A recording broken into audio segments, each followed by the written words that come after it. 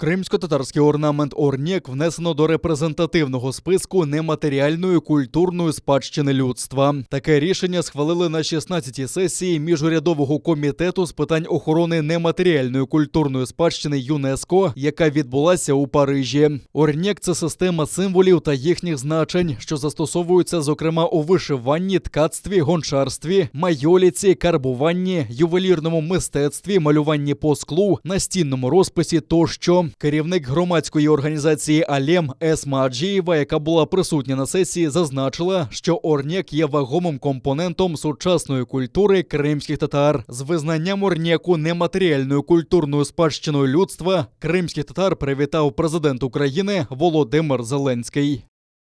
Вітаю кримсько-татарський народ і всю Україну зі знаковою перемогою. ЮНЕСКО внесла традиційний кримсько-татарський орнамент Орнєк до репрезентативного списку нематеріальної культурної спадщини людства.